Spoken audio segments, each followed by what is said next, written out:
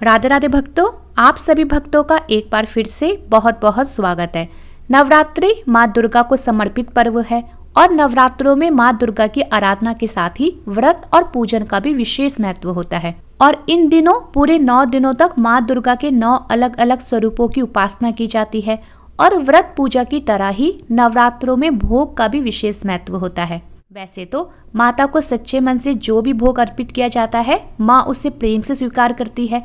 लेकिन मान्यता है कि जिस तरह से नवरात्रि में 9 दिनों तक माँ दुर्गा के 9 रूपों की पूजा होती है, ठीक उसी तरह 9 देवियों को अलग अलग भोग भी अर्पित किए जाते हैं। हर देवी को प्रसन्न करने के लिए लगाए गए विशेष भोग से हमें सभी समस्याओं से मुक्ति मिलती है और साथ ही सुख और संपदा भी प्राप्त होती है। तो आइए इस वीडियो में हम आज जानेंगे कि नवरात्रि के 9 दिनों में हमें प्रतिदिन 9 देवियों को कौन कौन से भोग अर्पित करने चाहिए और साथ ही ये भी जानेंगे कि प्रतिदिन 9 दिनों तक अर्पित किए जाने वाले भोगों का क्या महत्व है और माँ को उनके पसंद के भोग अर्पित करने पर माँ हमें क्या फल देती है। चलिए बात करते हैं नवरात्रि के प्रथम दिन की।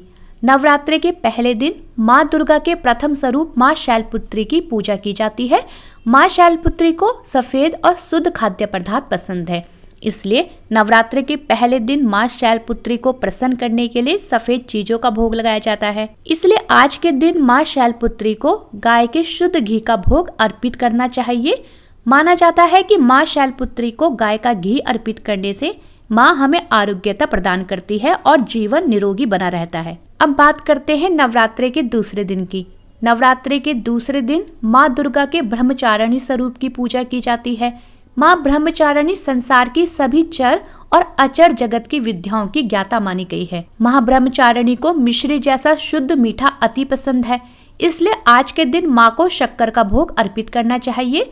माना जाता है कि आज के दिन माँ को शक्कर का भोग लगाने से आयु वृद्धि होती है। नवरात्रि का तीसरा दिन। नवरात्रि के तीसरे दिन माँ दुर्गा के चंद्रघंटा स्वरूप की पूजा की जाती है। माँ चंद्रघंटा को दूध और उससे बनी हुई चीजें अति प्रिय है, इसलिए आज के दिन माँ को दूध और दूध से बनी हुई मिठाई का भोग अर्पित करना चाहिए। चाहे तो खीर का भोग भी माँ को अर्पित कर सकते हैं। और माना जाता है कि आज के दिन माँ चंद्रघंटा को दूध और दूध से बनी मिठाई का भोग लगाने से माँ साधक के सभी दुखों का नाश करती है और साथ ही लंबे समय से चली आ रही समस्याओं का भी नाश करती है और सुख समृद्धि का घर में वास होता है। अब बात करते हैं नवरात्रि के चौथे दिन की। नवरात्रि के चौथे दिन माँ दुर्गा के कुसमांडा स्वरूप की पूजा की जाती है। ऐसा माना जाता है कि माँ कुसमांडा को मालपुए अति पसंद है, इसलिए नवरात्रि के चौथे दिन माँ कुसमांडा को मालपुए का भोग अर्पित किया जाता है। माँ कुसमांडा को मालपुए का भोग अर्पित करने से बुद्धि का विकास होता है और साथ ही निर्णय शक्ति में भी वृद्धि होती है। नवरात्रि का 5वां दिन। नवरात्रि के 5वें दिन माँ स्कंद माता की पूजा की जाती है। माँ स्कंद माता को केले का भोग अति प्रिय है, इसलिए आज के दिन माँ स्कंद माता को केले का भोग अर्पित करना चाहिए। आज के दिन माँ को केले का भोग लगाने से उत्तम स्वास्थ्य की प्राप्ति होती है। अब बात करते हैं नवरात्रि के छठे दिन की। नवरात्रि के छठे दिन माँ दुर्गा के कात्यायनी स्वरूप की पूजा आराधना की जाती है। माँ कात्यायनी को शहद का भोग पसंद है, इसलिए आज के दिन माँ को शुद्ध शहद का भोग लगाकर प्रसन्न करना चाहिए।